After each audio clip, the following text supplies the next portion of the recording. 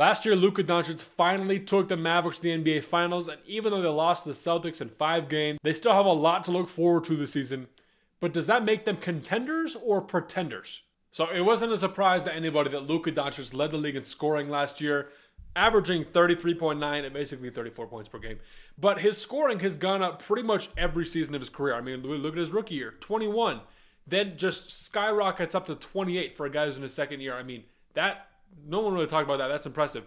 Dipped down just by a point in 21, goes back to 28, then to 32, then to 33, basically 34. I'm gonna call it 34. He was third in MVP voting. I thought he should have been the MVP last year.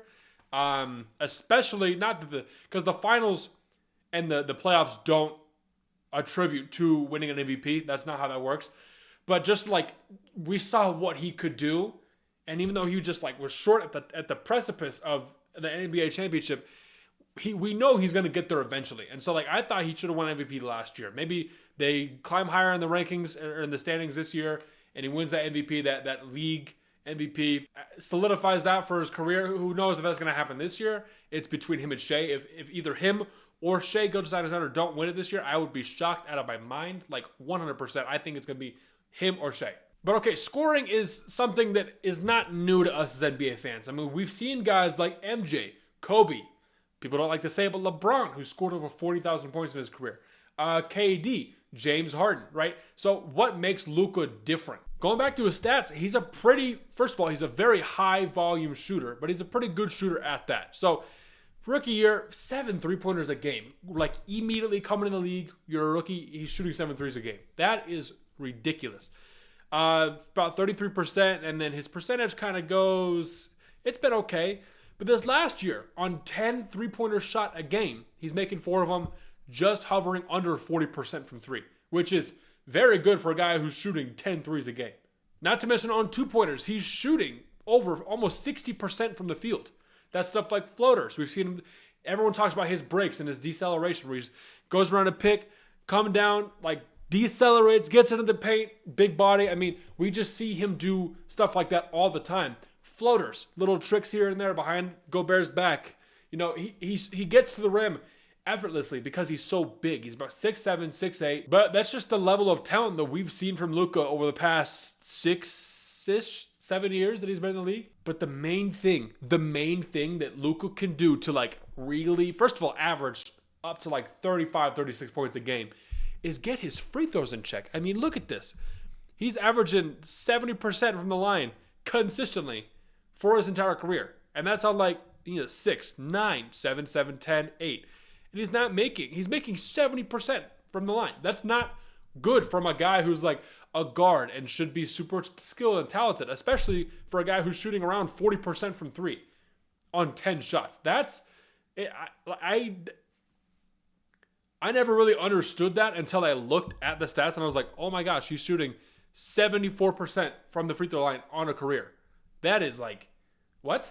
If he makes one more a game, that bumps up to like probably 85%-ish, and then he's averaging 35 a game.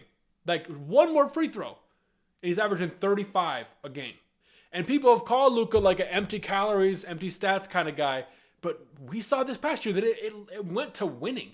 I mean, we just have to look at his stats right here. Look, I mean, he averages a bunch of turnovers, but for a guy who's averaging 8 assists, last year he averaged 34, 10, and we'll call that 9. Round that down to 9. Rounding up and down, 34, 10, and 9. That's extremely impressive. Over 70 games. The second most amount of games that he's played in his career was this past season, and that's what he did. So I am super confident that he will be able to win an MVP this next year, and I am a big Luka guy. That's why I have the freaking jersey, is because I like Luka a lot. And so I think that he will be able to win an MVP, and they could win the championship. I don't know what OKC is doing out west with their lineup, and they got Caruso and a bunch of like hard defensive stoppers. We'll have to see how that works out. I just don't know. We'll see if the Dallas Mavericks roster is that good. Like, let's check that out. One thing I forgot to mention, though, is like the big comparison with Luka is about James Harden. And so on Darko, if you're a regular viewer of this channel, you know I like Darko. If you haven't, basically just it's a bunch of nerd stuff. So, but in terms of DPM, here's James Harden. James Harden's the blue. This is peak James Harden at a 5. Luka is probably around maybe a 4.5, maybe a 4, and he's on the up. I mean, look at some of the last games of the season. You can see right here, just like way above the average of where he's at. And so I think that he's going to be able to continue to shoot exponentially off and be at that prime James Harden level. I mean, that's his big comp, so that's why I'm talking about this. But I think the main factor on if the Mavericks win or not is if the rest of the Mavericks are good. So the Mavericks did a lot of different moves around the offseason. I like a lot of them, and I dislike some of them. First of all, as a Clippers fan, I love the fact that we got Derrick Jones Jr. for the Mavs. I think he was a huge key player for them down the stretch in the playoffs. But their lineup right now is, Luka Doncic, Kyrie, they're starting Clay at the small forward, which I don't think is bad. I think we'll talk about that in a sec. P.J. Washington to the 4 and Gafford to the 5.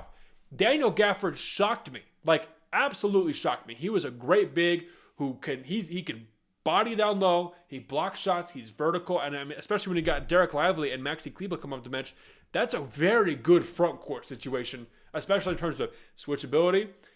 Kleber can shoot if he's healthy. P.J. Washington had a very good shooting spree there for a little bit. He was a leading scorer in some of their games this past in the playoffs.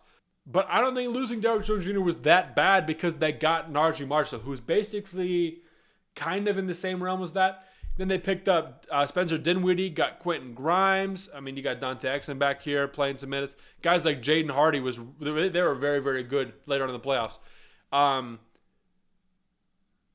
Dwight Powell is still back here. He's still a solid front court guy. You lose Tim Hardaway Jr., but you get Klay Thompson. So I wonder how the Klay Thompson thing is going to work. I don't know if that's going to be a big revelation for them. But if he's better than what he was in Golden State, even by a little bit, I think that this Mavericks team is going to be better than they were last year. So it's going to be very interesting. I know everyone's talking about all the Thunder and the T-Wolves. The Nuggets are not as good, by the way, as they were last year. They've gotten a lot worse. I don't think they're going to be able to beat anybody. But one of the main key players is Kyrie Irving. It has to be Kyrie Irving. And I just wanted to point this out for y'all. Look what Kyrie did last year at age 31. Not an all-star. 25 points, 90% from the free throw line. I skipped over it. 41% from 3 on 7 attempts, which is pretty good. And literally 0.03 off of 50-40-90. Kyrie Irving almost had a 50-40-90 season last season, which blew my mind. He was a good player. He played well. He played 58 games, which was more basically the most that he's played outside of one season since he was in freaking Cleveland, basically. That's crazy. And he's age 31. And it just blows my mind that he was so close to a 50-40-90. So if he can do that again and actually hit a 50-40-90 and provide a lot of scoring, especially down the stretch in clutch time, that's what we expect from Kyrie. If he can do that and lead the team better, I felt that he gelled a lot better last year than he did the year that he got there, middle of the year during the trade deadline. I think he's going to be a massive factor, and I hope that he can play the same. So last year, the Mavericks were a 50-win team. They made it to the finals as a 5th seed. They beat my Clippers, then they beat the Thunder, then they beat the Timberwolves in the Western Conference Finals. Then they lost to the Celtics in the finals. So everyone's talking about oh my gosh, how are they going to be able to beat the Thunder? So first of all, they already beat the Thunder last year, and it was in 6 games. That you could call it your most competitive series, even though I think the Clippers at some point was probably the most competitive series. If you really watched it, it was very high and low for the Clippers there. But in terms of the real Western Conference threats, you got the Wolves, the Thunder, and people say the Nugs. I'm not going to say the Nugs. But the real 2 threats there, the Mavericks beat in the playoffs last season. Best of 7 games. They beat the Wolves and the Thunder last season. Now, there is not the exact same level of, it's not the same continuity from both teams, but the main key players are still there. So for the Thunder, it's going to be, is Alex Caruso going to be able to shut him down? Is that, having that many defensive stoppers, is that going to be able to slow Luka Doncic down? And Kyrie Irving, that's the thing. You have the most offensive and best shot creating backcourt we've ever seen in the history of the NBA. It's not close. Now, the best backcourt of all time goes to Steph and Clay. Not bad. But they also have Klay Thompson on their roster. So if he can be good, and you got Luka and Kyrie handling the ball up top, and you got freaking Klay Thompson in the corner, and he's averaging 40% on maybe 7 attempts a game, averaging 12 to 15 points, they're going to be unstoppable. Their front court is extremely solid. They've got a lot of depth. They went to the finals last year, and if Luka wins MVP, that could be the engine that pushes them to the finals. So, of course, I'm going to put them in the contender category. They are 100% contenders. We're going to have to see how the season plays out, and my opinions and views might change, and that's normal for someone who is watching, and we get to see how it evolves.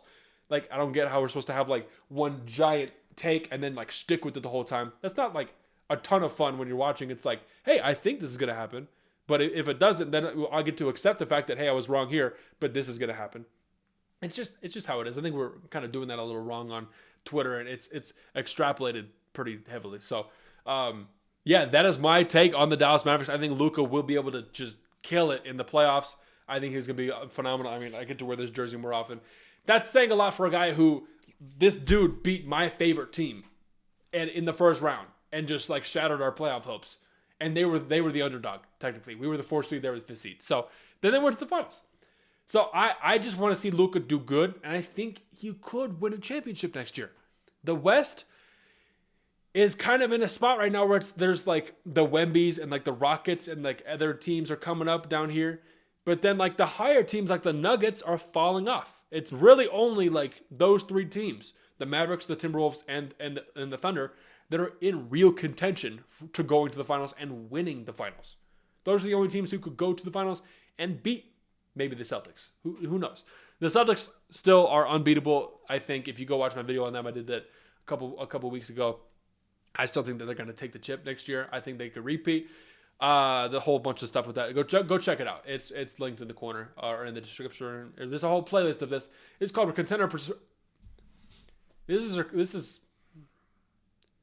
is called Contenders or Pretenders. So if you haven't seen these, I'm making a video about every single NBA team before the season starts in about a month and a half, October 22nd. So your favorite team will be posted. So check that out. That's all I got for today, though. We out.